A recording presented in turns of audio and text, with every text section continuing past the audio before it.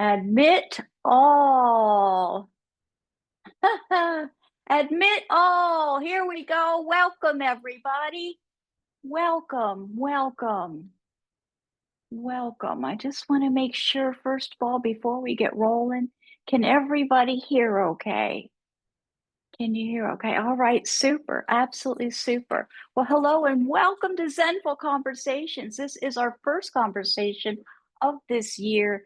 So honestly, from the bottom of my heart, I do appreciate you being here and how much I appreciate your support for this community and these conversations and all we do here at Zenful Conversations. I just want you to know that your support is definitely appreciated. My name is ZenJen Brown. I'm your host, and we're here today with guest speaker, certified psychic medium, Connie Fusella. Connie, thanks for joining us again. You are back again. Thank you so much Oh, for you're joining welcome. us again. My pleasure. We appreciate the love and the light that you share. So thank you again for being here. We'll give all the contact information out at the end of our conversation today. It also will be sent tomorrow when we send the replay link to everybody that registered. They will get all the contact information and any other information that we want, we'll share there. But let me share a little bit about Connie for those that don't know who Connie is. Connie is a certified psychic medium, successfully completing the medium certification process administered by the Forever Family Foundation. The Forever Family Foundation is a nonprofit organization dedicated to providing support to the bereaved, as well as funding research to further explore, understand, and prove the survival of consciousness and afterlife science. Connie is also a certified medium affiliated with the Helping Parents Heal organization, which is a nonprofit organization specifically dedicated to helping parents whose children have passed. Helping Parents Heal organization allows for open discussion of spiritual experiences and the afterlife in a non-dogmatic way. Connie is honored to volunteer and support these organizations in her soul's true purpose to serve those that are grieving and seeking healing by providing meaningful and evidential connections from their loved ones and spirits. Connie is a highly evidential and respected certified psychic medium with a gift for bridging the gap between the physical and the spiritual realms. Connie's had a fascinating journey with conscious memories of spirit communication beginning at the age of 4 years old. And she has firsthand knowledge of the afterlife through 3 near-death experiences. Connie's also an award-winning author of her new book, You Are Soul Beautiful, a unique perspective into the soul's quest for its destiny. Congratulations on that. And she offers a virtual beginner's medium practice circle for those looking to learn more. And we'll talk about all of that a little bit later, during this conversation tonight. So Connie's work is all about providing meaningful messages from loved ones who have passed. She's known for her exceptional accuracy and compassionate demeanor. She's helped countless people around the world find healing and solace by connecting them with their loved ones in spirit. Connie's gift is all about spreading love, light, and hope, and helping people navigate the complexities of the spiritual realm. Thank you again for being here in conversation today. Thank you all for being here in conversation today. The complexities of the spiritual realm. This hour is going to go quick. There's a lot to cover tonight, so I think let's just get right to it. I'm going to your book. Sure. Chapter 9. This first sentence in that page. Something changed in me after my second near-death experience. Somehow my extrasensory abilities intensified. So just give us some information. Get us started on this conversation. Where does Sure. that lead you? That Yeah, so I got to sort of backtrack to the beginning a little bit. So I started having conscious memories of spirit at the age of 4. And I saw an old man in my basement when I followed my mom down to do the laundry. We lived in upstate New York and we had laundry in the basement. And of course, this, scared the bejeebies out of me. I had no idea, what was going on. And I saw him, a good handful of times, but I was very intimidated about it. And there's a whole story behind it that's in my book. But kind of fast forward, after I stopped seeing him, I started hearing spirit. But I thought it was my stuffed animal talking to me because I was just, 4.5, 5 years old now.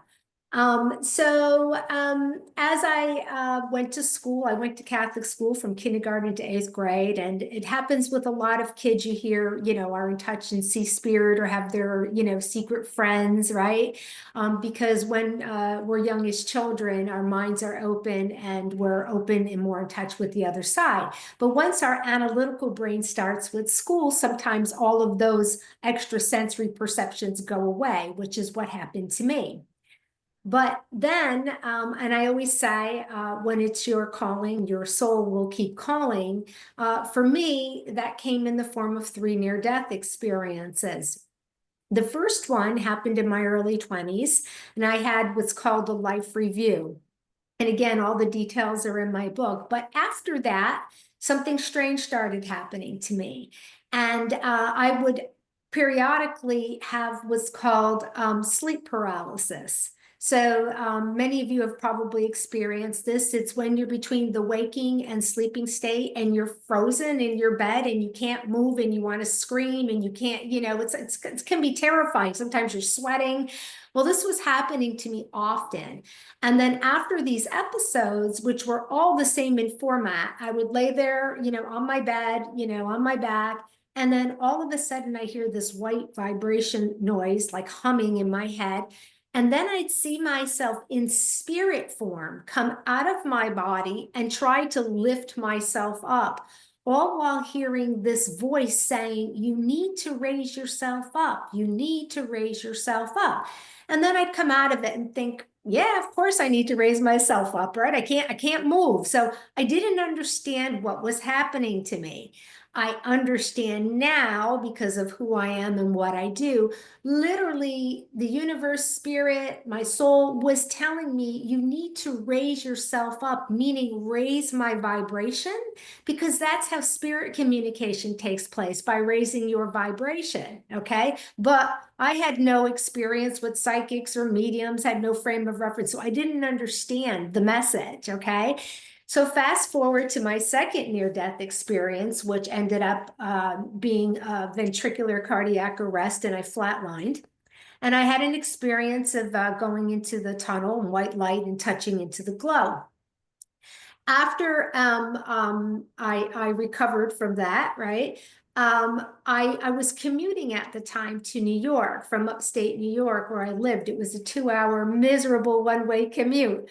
And while I was on the train, and sometimes after that, I'd have to take a bus or a subway, depending on where I was going. As I would sit next to people or come in contact with them, I started hearing names again, like from when I was little, when I could hear, and I'm hearing names, or I'd get visions of, like, I don't know, a restaurant, a name of a street or a house or something. And so I was like, what's going on? So I started to ask in the most non-crazy way possible, right? To people like sitting next to me, like, hey, is your name Frank? Because I'd hear the name Frank, right? And they'd say either yes or, oh, that's my father's name, like he's passed away. So I would either hear their name or a family member's name or someone who's passed away, or I'd see an image of their business or a family restaurant or something like that. So something after the second near-death experience kind of like reawakened the senses that I was naturally born with, but had forgotten along the way.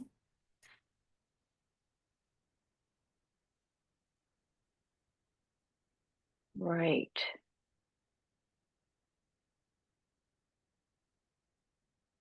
Right. That is true about the children being so open.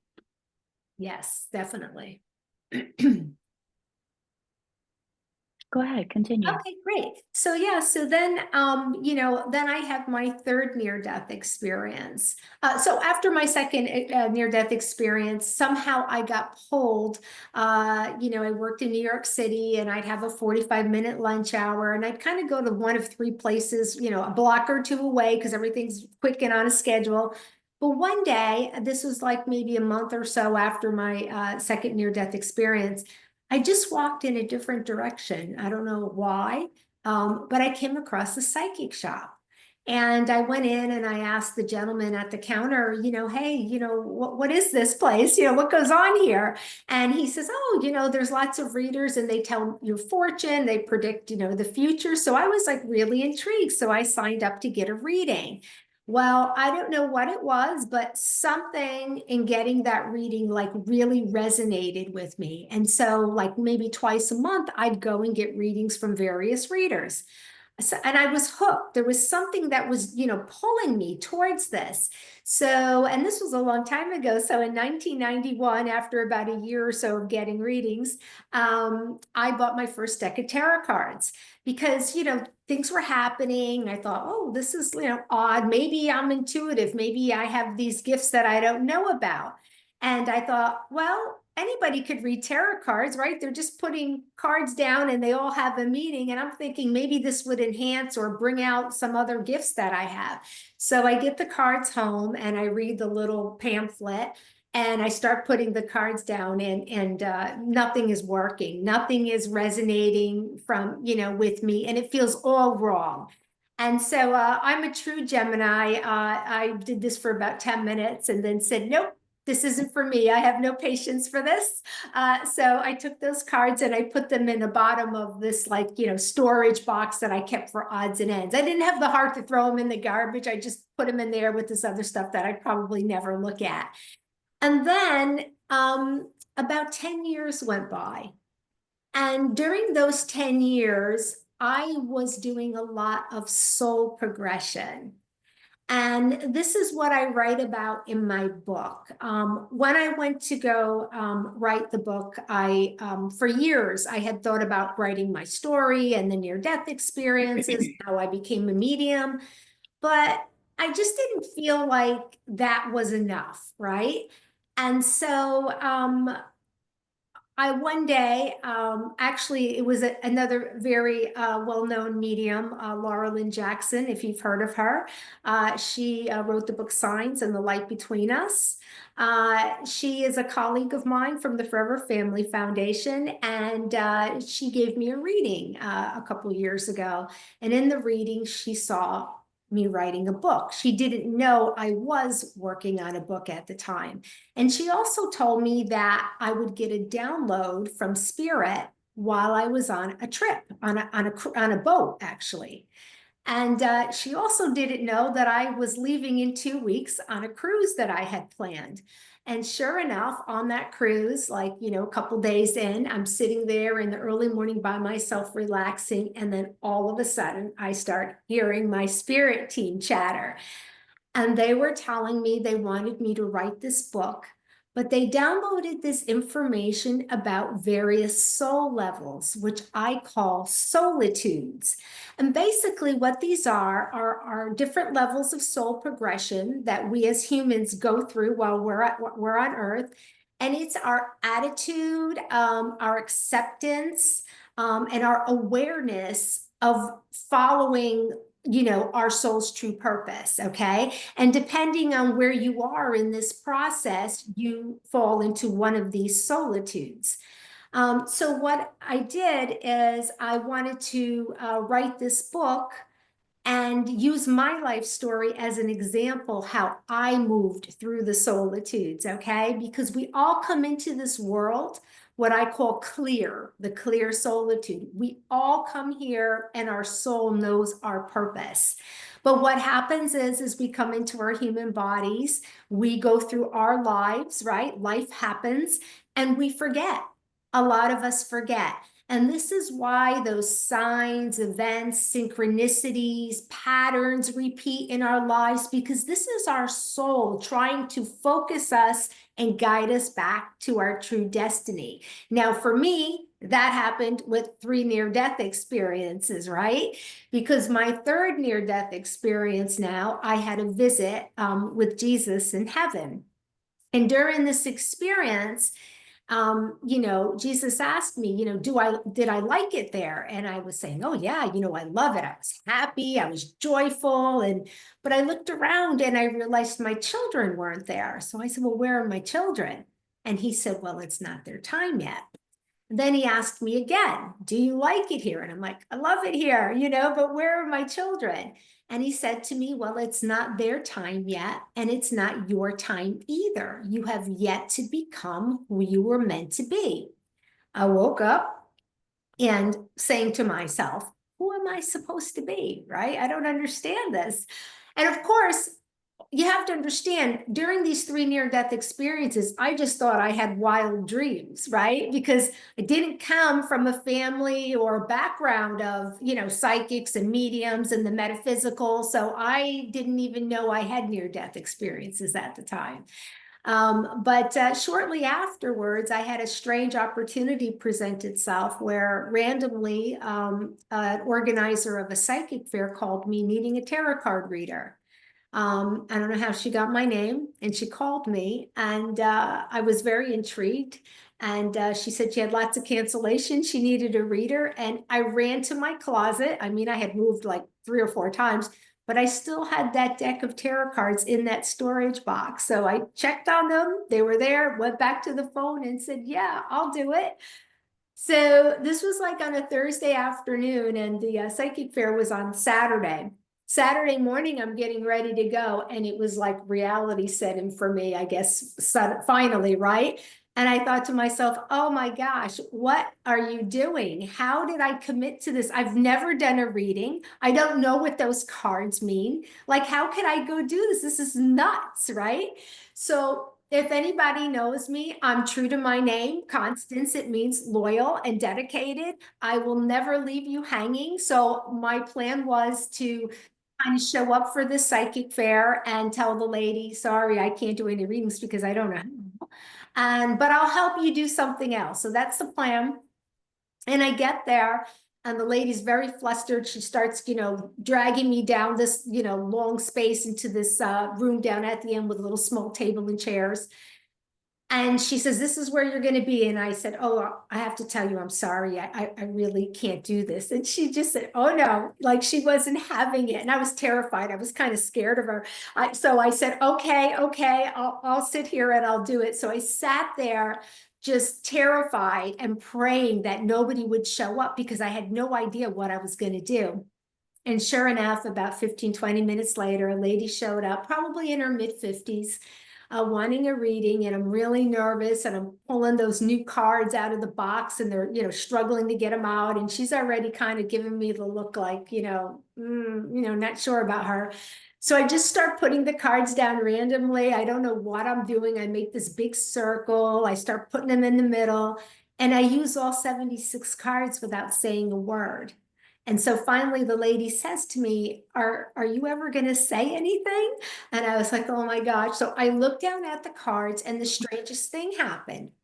I literally got a shock into the top of my head, and it went through my body. And when I looked down at these messy piles of cards that I had all over the table, I just started talking.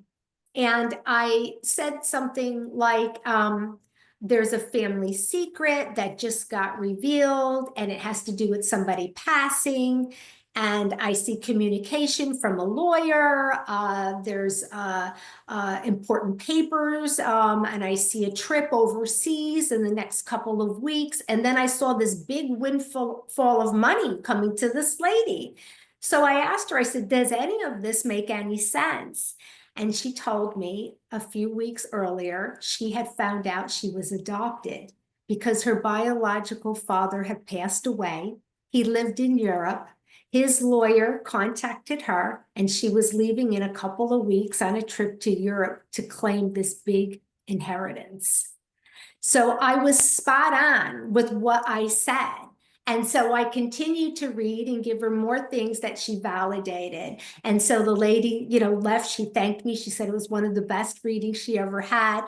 And I ran into the bathroom and threw up because I was terrified and I had no idea what just happened.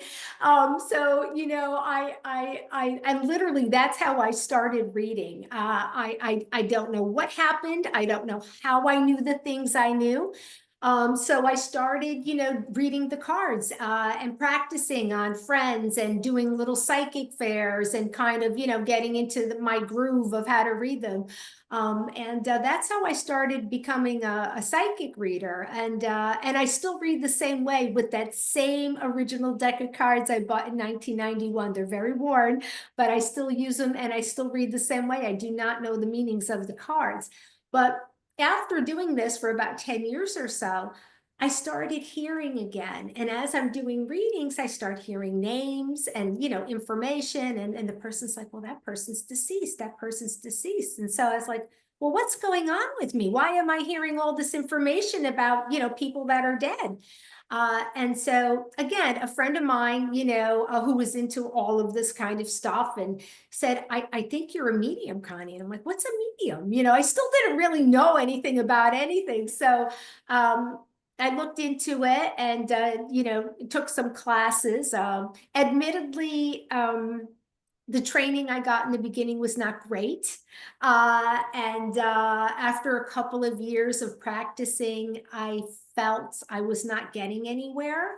And I was at the crossroads of kind of walking away from it. And that's when I randomly got an email about a visiting medium from New Jersey doing a demonstration, a gallery, a message gallery, and offering workshops in Sarasota. And it intrigued me because this woman was a former nun. So I found that very interesting with my Catholic school and upbringing, right? Because that was another challenge that I had in doing this work, And so I saw her do the demonstration and I was thoroughly wowed because she was so evidential and the audience was laughing and crying, and she just brought through so many people with highly evidential facts about who they were, proving without a doubt these were, their people. And so that medium was Janet Nohavec, and she started the Spiritualist Church in New Jersey. She passed away a couple years ago, sadly, but I was inspired by her and started taking some classes with her the next day after the demonstration. And now I am a teacher affiliated with her church, teaching mediumship development classes. So that's how I started, and I, had some training to kind of get my feel for things. And then, as Jen mentioned, a few years ago, I became certified with Forever Family Foundation, and this past summer last summer, I guess, we're already in a new year, aren't we? Became certified with Helping Parents Heal. And so I volunteer my time at grief retreats and on the radio doing live mini readings and interviews. And I love to do, I love to give back to the community. So, if anybody ever has a fundraiser or charity, I love to do the demonstrations to raise money and give back to the community. Very good. Very good. So in your words right now, what is the reason? I mean, not aside from you were downloaded to write this book or received instructions to write the book, what is it that you're wanting to pass on Right. for people So, reading this? yeah, so this book answers the questions, why am I here, right? What is my purpose? And it also answers the questions of why am I not happy? Why am I not fulfilled? Because explaining those solitudes, okay, there are characteristics of each level. You may be in a certain level. So for instance, As I mentioned, you come into the world clear, your soul knows your purpose, and the goal while we're here on earth is to remain in the clear or get back to the clear, meaning we've fulfilled our soul's purpose before we transition. But what happens is we get lost, confused. That's another solitude. Compromised. That's another solitude, right? Or closed, having to do with people that may be suffering from addictions or mental illness or physical disabilities, whether they're your own or someone else's, that keep you from doing what you're supposed to do. So my hopes in writing this book and using my own story as an example, how I moved through those solitudes, right? With what I had to go through my life with having soul evolution and growth, that people will look at their own life and say, oh, that's why this happened, or that's why I met this person, and that's why I'm in like the same type of relationship over and over again, repeating those patterns, and I'm not breaking them. Or that's why I've been at this job for 20 years, but it doesn't make me happy. I feel like I'm missing something. I'm not fulfilled, right? There all of these reasons will become clear when you understand your soul level that you're in. And then hopefully you will understand by the examples that I give what you need to do to move out of those soul levels and progress. Because at the end of the day, it's about finding your joy.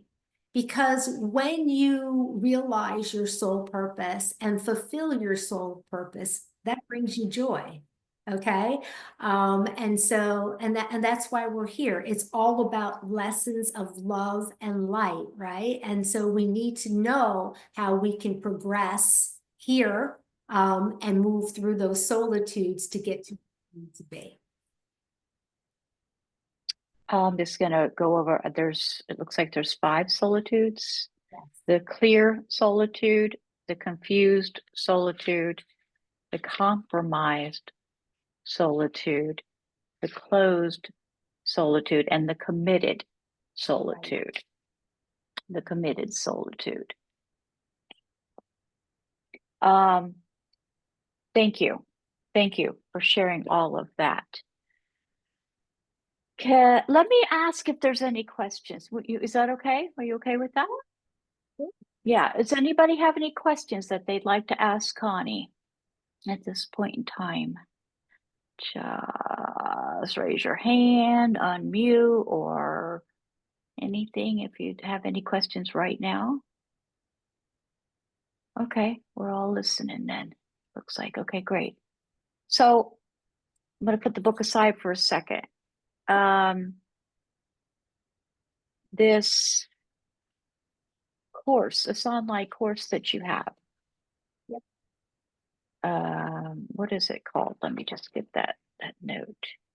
Beginner's Medium Practice Circle. Right. For those looking to learn more. Yeah. Do we all have this capability? Yes. Everybody has intuition. Everybody has psychic abilities. Okay. Some are stronger than others, but you certainly can develop them. So the practice circle, I've been asked this for a couple of years, actually. I finally got my act together and did it. But it's really for people that have a basic understanding of spirit communication and are looking to practice in delivering messages and having someone to practice on and receive feedback, right? Because the only way that you can develop your skills and get better is practice, practice, practice. But where do you find these people, right? You can't just walk up to the street and start talking to somebody. So the practice circle, it's virtual online, bi-weekly on Thursday nights, is an opportunity to be in a safe environment where you'll have people, on the same skill set level, trying to develop their mediumship and practice, giving messages with each other. And then I'm going to be there supporting, and, coaching on, how to do it. Now, having said that, you really should have the basics and the fundamentals and understand the psychic senses that we call the clairs Clair is the French word for clear. Okay, so there's lots of different clairs. So you've probably heard of clairvoyant, which means clear seeing. There's clairaudient, which means clear hearing. And there's a bunch of others. So usually we work with 4 or 5 of them, but you need to have an understanding on how that works. So on Mondays, I teach a 3-part series beginners mediumship class through the journey within. It's only like $35 for the 3 classes, and it repeats every 3 Mondays. It repeats class 1, 2, and 3, 1, 2, and 3. I would suggest if you're interested in mediumship, joining that class. That way you have the fundamentals, and then you can join the practice class. To practice, to continue developing. And if you've had any other kind of training in the past with myself or another medium, then by all means, feel free to join the practice circle. But you should have the fundamentals first before joining the practice circle. And then if you are a little bit more, beginner to intermediate, I'm also offering a class on April 8th called the Key to Spirit Communication. And if you're local, I want to say March 9th, maybe. I'm not sure. Check my website because I have the dates there. But local in Lakewood Ranch, I am offering an in-person workshop, which will be a beginner's, it's called Speaking with Spirit, and that's a beginner's level workshop. Okay, thanks. Ladies, what do you want to know? Why did you tune into this show today? What questions do you have? What would you like to know? Anything?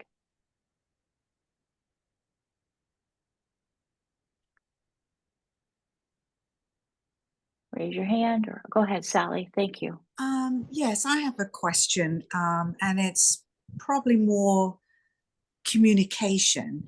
If one, I know that you said everyone has some sort of psychic ability. If one wanted to, say, communicate with someone, that have passed on, is there, I guess, more of a technique or something simplified? Does it matter who's passed on? Like, is it going to be different if it's like a grandparent or a parent or a child? Is it, I guess I've got a lot of questions. Is it the same? Because It's the same. Yeah, it good is the question. same. Okay. And so, a lot of the courses, like I said, the beginner's mediumship 3-part or the speaking with spirit that I'm offering in person, it's also great for people who just want to know how to connect with their loved ones. Okay, it's the same principle. So, you're going to get different tools and techniques and understand how the information come, how the symbols work, right? Because a lot of people have the misconception that as a medium, we sit there and we hear, "Hi, I'm John Smith. I passed at 58 years old. I had a heart attack. I had 3 children. I was a doctor," right? Oh boy, don't I wish it happened that way, right? No, it is very, very difficult for spirit communication to take place, okay? So a medium or whoever is trying to communicate, as I mentioned, has to raise their vibration, and the person in spirit has to lower their vibration, okay? And they have to know how to do that or learn how to do it. And where we meet in the middle is how that communication takes place. So how many of you have seen that movie Ghost with Whoopi Goldberg, right? And right? So do you remember how hard it was for Patrick Swayze's character to like move the penny and make things happen on the earth plane for Demi Moore to see, her character to see, right? That's physical mediumship. It's the same principle as what I do, which is called mental mediumship, which is consciousness to consciousness, soul to soul communication. But the same principle, we have to lower their energy down more towards the earth plane to make that happen. Okay, so it's the same principle. The other thing a lot of people ask is you don't have to be a certain age. If somebody passed at the age of 6 months, or even in the womb, like a miscarriage or something like that, you will hear them speak as if they're 30, 40, 50 years old, okay? Because it's about imagery and symbols. And this blew me away because when I first started doing that, I remember having this reading and I was, saying all this stuff and evidential, blah, blah, blah, blah. And I knew it was a child, but I didn't know that he was 18 months old. And so it was like my first reading really having a child, way back when. And I was just amazed at the intelligence of spirit that I could get that much information from a child, right? But they're going to bring you memories. They're going to bring you, names of their family or their own name, how they passed, what they see, what their favorite toy was, what their pet was, things like that. There's a lot of things that you can, glean from an infant. So spirit is intelligent, very clever. It doesn't matter. It doesn't matter how long they've been passed. I always get people, I may bring a grandmother and they're like, well, she passed like 40 years ago. It doesn't matter. And it doesn't matter if you didn't know them. Okay. A lot of the times, especially like grandparents will come through, or even maybe if someone's adopted, their natural, biological parents may come through. If they didn't know them, they know you, because we're all attached by these invisible strings of light. Okay. And so people in spirit, if you didn't know them, they know you and they're watching you. Thanks, Sally. Is that answer? Yes, you? thank you. Thank you. Thank you. Karen. It was very interesting when you said you saw an appearance of Jesus, because I'm not a very religious person, but I am of a Catholic devotion or raised in that belief. And so sometimes I find it awful hard to step outside of that in Right. yoga practice and those kind of things. And I feel like it's pulling away Right. from that. And you seem to be find more at peace with it and bring it in. Yes. And if you can speak more to that. And a second question is, are you just exhausted after you have done all of that communication?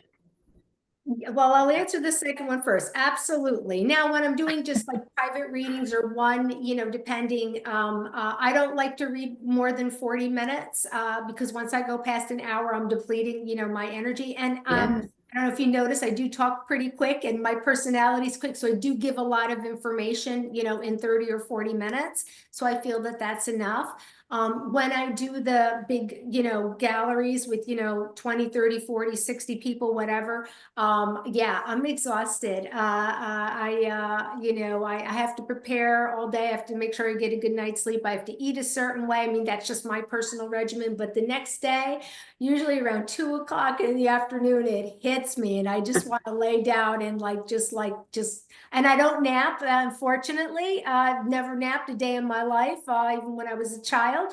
So that's to my detriment, because if I could take little quick cat naps, I'd probably revive myself, but I just kind of lay there, in a coma till I can revive myself. Right. But interestingly, the question of religion. So when I started doing this in cards, I had certain people, kind of, poo-poo it and, oh, it's the work of the devil and all this kind of craziness, right? And I was hesitant because, and not that I believe that, but like, I guess my spiritual beliefs, because, an important thing that I know now and truly believe in is reincarnation. And that is not a belief, in the Catholic religion. As far as meeting Jesus, so it's been my understanding from my spirit team that when you cross over into the afterlife, you see the God that you believe in. Okay, if you believe in a God. Okay, so if you're Jewish, you're going to see whoever. If you're Muslim, you're going to see whoever. Okay, it's based on your belief system.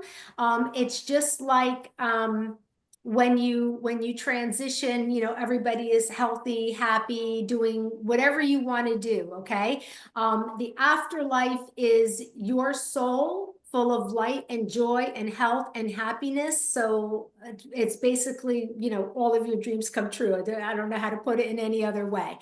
But for me, you know, that also was a factor in me pushing forward down this road. The fact that I met Jesus, and you know, he told me I have yet to become who I was supposed to be.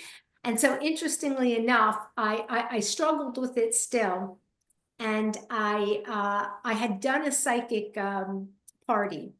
And it was one of those where every 15 minutes somebody else comes, right? So I had done like 7 or 8 people. And this lady came in, and she basically came in for the purpose to tell me that what I was doing was the devil's work and I should be ashamed of myself and all this kind of stuff, right? And it really unnerved me, okay?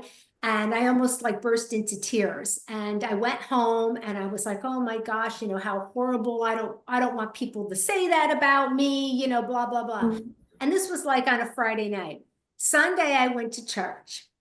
And I was praying, like, please just give me some sort of direction. And don't you know, the sermon for the day was one in where they talk about God bestowed certain gifts on people. And one of them is the gift of foresight, okay, of intuition. And so that was the Wow. sermon. And so it was kind of like me kind of saying, okay, you know, this is real. And when you think about it, Jesus was one of the first psychics. He predicted when the cock crows 3 times, you will betray me, right? He predicted rise again. So there's references, and you know, it's just like with anything else. I have to believe because I've touched the other side 3 times. I don't believe what I read or what people tell me. I believe what I know and I experience. So that's where I draw my personal, you know, belief system from, my own experiences.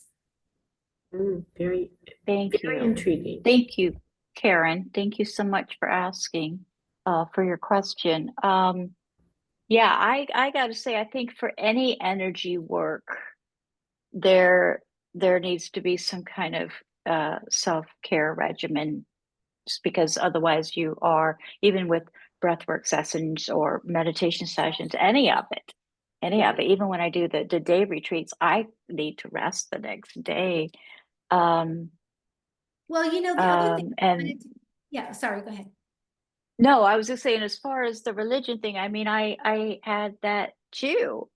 But for me, when I experienced some things, nobody could tell me because I experienced something. I know differently now because I experienced something, you know, and it may sound totally crazy, and I don't even care because I experienced it, you know. So I think the practice is important. I think the practice is important for us to be true to ourselves. I didn't. So go ahead, Connie. What were you going to Yeah, say? you know, the other thing I wanted to kind of dispel is the notion that people think, oh, you know, there's evil spirits, there's, you know, bad spirits, there's haunting spirits. Okay. I don't believe in any of that. Okay. And again, another hard thing to swallow with religion, again, this is my personal belief system. You know, it was taught, you know, there's heaven, hell, there's purgatory, all this stuff. I don't believe any souls linger in between. I believe, from what I know, once we transition, I don't care who you are, we go to the same place. Okay. Everybody goes to the afterlife. Okay. The difference is the vibration that you're at. So if you were a mass murderer, you're going to be at a very low vibration, okay? If you were Mother Teresa, you're going to be at an extremely high vibration, okay? But we're all in the same place. We're all in this other dimension, okay? But it's your vibration and how you vibrate. That's how we recognize each other. A lot of people ask, well, we don't have physical bodies when we transition. How do I find my mother, my brother, my spouse, whoever that's passed? By your vibration, okay? Your soul connection and your vibration. That's how you find your tribe. But things that you see, you know, TV, you know, films, movies, Hollywood, you know, they've done a good job in, you know, kind of scaring us with, you know, these crazy spirits and, you know, craziness going on. that's nobody looks like that. Okay, nobody's bloodied and crazy looking and scary, right? Like I said, when we transition, everybody's beautiful, happy, vibrant. So that's just all made, you know, for Hollywood. None of that. And even the stuff that happens, like the poltergeists and things like that, that's actually not spirits. That's human, your own energy manifesting that. So that's another thing that's been dispelled. Yeah. This could be a long, long conversation. Yeah. Thank Yeah. you. There's a Thank lot to you. it. Yeah. There's a lot of different Right. shoots that come off of that. I want to Well, know I who think, else has some kind of question, yeah, because well, I'm you know, sure. I wanted to say, you know, you have to remember if you're an authentic, credible medium doing this work, all of this work is for the person's highest good. And as a medium, you're supposed to be of service. My job is to be of service to spirit and to the bereaved. That's my job, okay? And all of this work is done and should be done from a place of light and love. That's how the connection's possible, because you have to be light and love to vibrate high to make that connection, okay? So if you're coming in with ill intentions, right? You're not really connecting who you're supposed to be connecting with. You're not being of service. Let's just put it that way. All right. Joanne, please. Hi, thank you. So the course that you offer, is there an age limit on that? My son used to say, you know, he would see my uncle that he didn't really know who had passed, and he had said a while ago, like, I don't see him anymore. I don't, you know, and I'm like, well, because you're older now. Like you start to ignore the things that as a kid you didn't think anything of. So that just piqued my Yeah, interest. I feel like you should be at least 21 years of age to take a Okay. medium class. Yeah, yeah. Because you know, the thing is with this work also, and I always say, like Spider-Man, when I say this, there comes, you know, responsibility with it, Yeah. right? Right. So, you know, you want to just kind of be mature enough and at the age to understand that, you know, when you're connecting with spirit, again, you want to be doing a service to them, but you know, nobody should be doing this and not having a full grasp on it, or being emotionally intelligent enough, you know, in their years to be able to Makes sense. make sense. Yes, it does. Thank you. Mhm. All right. Thank you. Thank you, Joanne. And thank you for being here. Who else has a question? Donna? Do the souls follow you around? Yes, they do. Do you have them here today? Oh yeah, they're all around. Yeah. They always come. Your souls will always follow you around wherever you go, wherever you move. And on that too, a lot of people always ask, you know, the subject of reincarnation. They always ask me, well, if somebody reincarnates, how, you know, how would you communicate them if they've reincarnated here as somebody else, right? So it basically what happens is a piece of your soul comes down and reincarnates with somebody else, but the main part of your soul stays with the collective soul in the afterlife. So that's how you could still communicate. It's just sort of like a piece like comes down, if that makes sense. It's a hard concept. But your loved ones are always around you, always. And pets.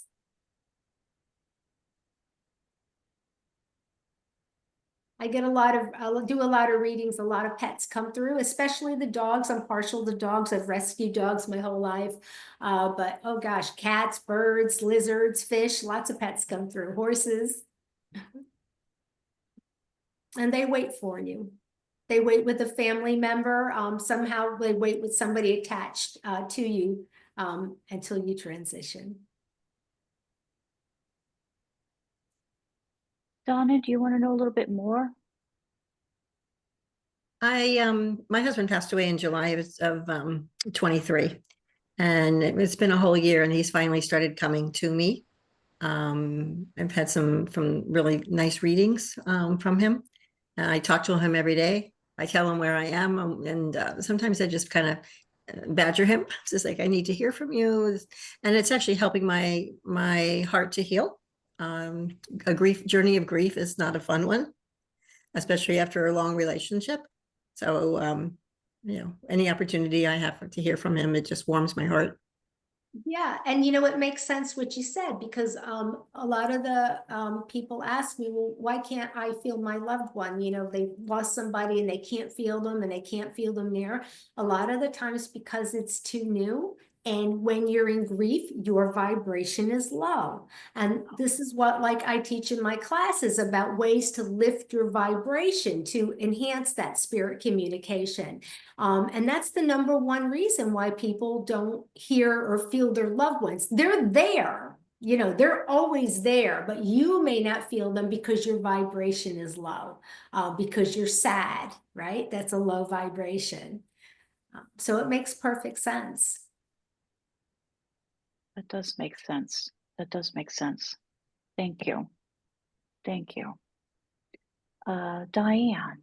Thank you, Donna. Thanks for being here too. Diane. You're on mute. Mhm.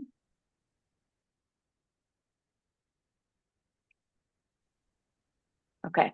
Okay. I'm very interested in the animals, your pets, and how that works with them, because I hope to be surrounded when I finally get where I'm going. And I Yeah. don't know how that happens. So I just would be fascinated to know. Yeah, it works the same way as humans. They're up there in the afterlife. They're waiting for you. They're with someone in your family. A lot of the times, like when I do readings, and let's say your mom has passed, I'll bring your mom, and then I'll see your two dogs next to your mom, like they're waiting for you, right? It's the same way. The animals will come through. Sometimes they'll give me their name. Sometimes they'll tell me how they passed. Sometimes they'll describe themselves or something silly that they did. But it works the same way as humans. They're there. And a lot of the time, speaking about animals, if you have an animal that's still here, a lot of the times your loved ones in spirit will get the animal's attention, because animals can see, spirit as well. And they'll get that, you'll see, like, a lot of people, like, especially, I don't know, I'm partial to dogs, so I'm going to use dogs as an example, but they'll sit there and they'll look and there's like nothing there. You're like, what are they staring at? There's nothing there. You see their eyes following something. That's spirit. They see spirit. So if I had animals my entire life, many of them, came down to Florida with 10 cats. With that many, will I get to see all of them that I've had my entire life? Of course, they'll all be waiting there for you. I can't wait. Well, I'll wait, but Yeah. Yeah. thank you. That is Thank that you. is comforting. That is comforting. Yeah, a lot of the times, Diane. the animal will come first, and the way that I learned is follow the animal. They'll lead you to the person. Yeah, yeah. That's wonderful. Thank you. Thanks. Good to see you, Diane. Thanks for coming, and thank you for your Thank you. question. Yeah, you just had a pet pass not too long ago. Yes. Anybody else have any question that they would like to ask? Go ahead, Sally. Sorry, Kim, we'll be right with you. Let me stop. Just real quick, and I'll probably have to read your book for this and everything, but if you did want to raise your vibration, because I know mine's very low, and I know the reason why, because my daughter passed away 2 years ago, just last week, and I can't in my heart raise that vibration. I know what I have to do, Right. but and I know probably you've got some techniques, but it's really hard to convince your heart not to feel all the things that it feels, and to feel, I guess, not joyful, but something on a different level. It's really, really difficult. And yeah.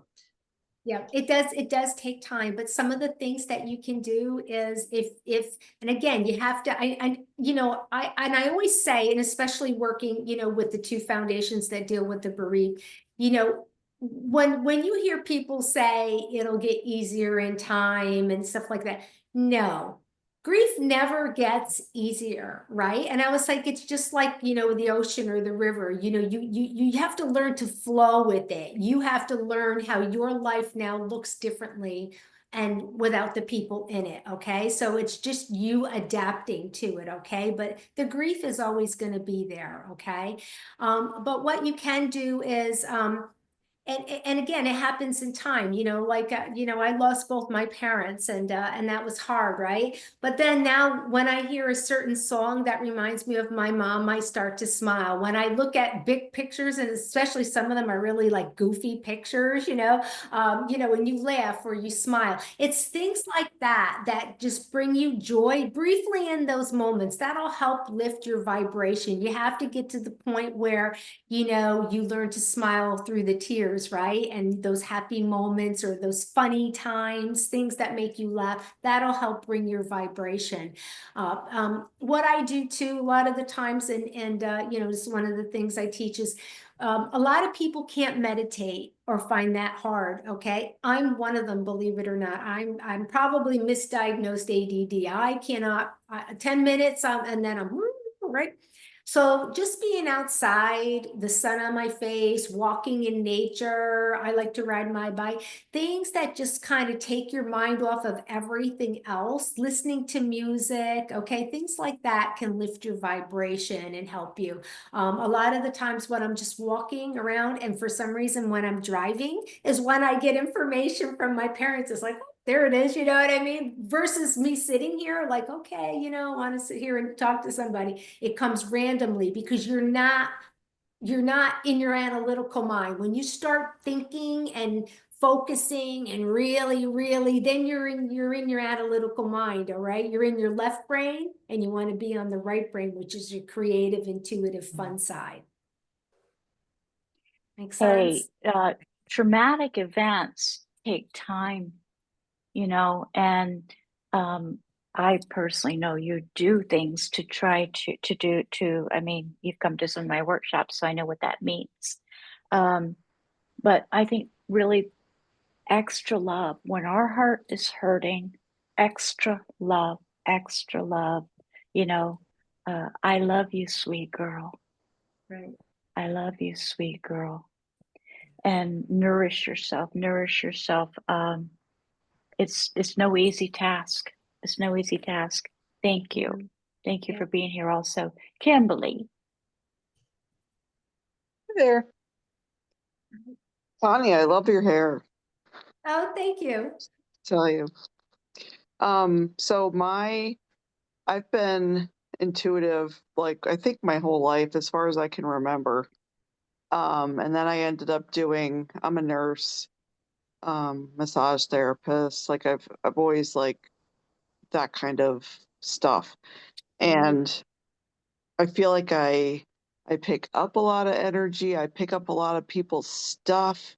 And it was a lot of it when I was doing massage, but now I'm looking for advice for, I feel like instead of it being less, I feel like my intuitive, ness has gotten even greater. I've had, a couple of readings like in the past, and more than one person has told me that I should be doing, readings and stuff like that. And I guess need advice for not or how, because I immediately, when I'm with people, talking to people, I immediately pick up like energy, like if it's, basic, like good, bad, kind of Right. stuff like that. So how do you you know, deal with that? Yeah.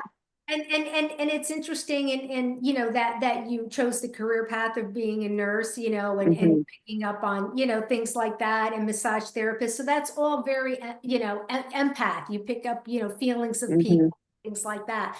But yeah, certainly if you want to develop that or look more into it, then yeah, I would highly encourage you to take a beginner's class and, you know, get the fundamentals and see how that applies to you. You know what I mean? And work with it. Definitely, if that's something of interest of you. Okay. You know, too, there was that book that we read a couple years ago. Kim, remember that book by Judith Orloff, Mhm. Thriving as an Empath? Mhm. That had a lot of ways to help protect your energy, and that raises your vibration, along with what we do and what we listen to and what we say and everything else. Well, But that sometimes I that don't I even think it was a know. helpful book. Yeah, sometimes I don't even know that it's like I might be upset or something, and it takes me quite a while to figure out that it's not my stuff. Mm. Right, right. Yeah. Yeah. So you need to learn to protect your energy as well. So, and it's Mhm. all part of like the teachings that I offer as well, because a lot of it, a part of it is what I call spiritual hygiene. Okay. Yeah. It's a lot of self-care, self-love, energy protection, setting boundaries. All of that is all important when you do this type of work and facilitating raising your vibration. I'll tell you, this energy is so real, though. I was redoing my kitchen last year, the year before, whenever it was. Um, Time goes so fast anymore. I don't know Mhm. when things are. But there was one of these fellows came in to give us his spiel. And I'm going to tell you, it took me 5 or 6 days to get that out of me and my home. It was unbelievable, unbelievable, shocking because of what I do know. I'm like, how in the world do I let myself get like this? You know, but it's life, it's life. And there's a lot of interesting energy around these days as well, to say the least. Um, Thank you, Kim. Did that answer help you out there? Cool. Who else? Anybody else? Anybody else? Last call? Mhm. All righty. Connie, before we share your contact information, is there any final thoughts that you'd like to leave everybody with?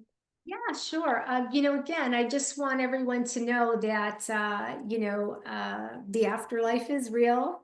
You know, what I like to say, the bonds of love are eternal and can never be broken. So we talked a lot about energy, and, you know, I think it was Einstein or Stephen Hawking's, one of them, who said, you know, energy cannot be created or destroyed, right? It just changes, you know, shape or form. And that's exactly what happens to us. We may discard our physical bodies, but our soul, our consciousness, that energy remains and it can never be destroyed. So that's why your loved ones are always around you. It's just in a different form. You know, I just want you all to know that, that you are loved, that all of your loved ones and your pets will be waiting anxiously for you when it's finally your time. Very good. Very good. Thank you again, Connie. You're Connie's welcome. website is meaningfulmessages.com. Nope, Meaningful. .info. Oh, .info. .info. I'm sorry about that. I am sorry about that. I have info right there. Meaningfulmessages.info. Meaningfulmessages.info. Take a look at her website. There's a few different things you could sign up for, personal readings and more. You can find her on Facebook at Meaningful Messages with Connie Fusella. Meaningful Messages with Connie Fusella. And Instagram is the same, Meaningful Messages. No, it's psychic medium Connie Fusella. Okay, you could repeat that one? Psychic medium Connie Fusella, Fusella. Very good. I'm not on Instagram, so I couldn't locate it. We'll send all this information out and more in the follow-up email tomorrow, along with the replay link.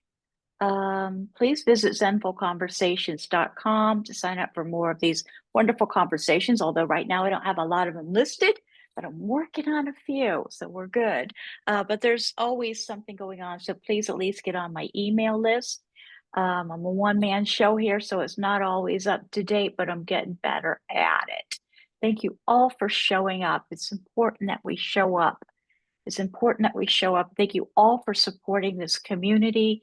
I can't thank you enough for the incredible support that you show. Thank you for being here, for bringing your questions, and for making this real. Connie, in gratitude and peace. Thank you so much. My pleasure. Much success and love always to you.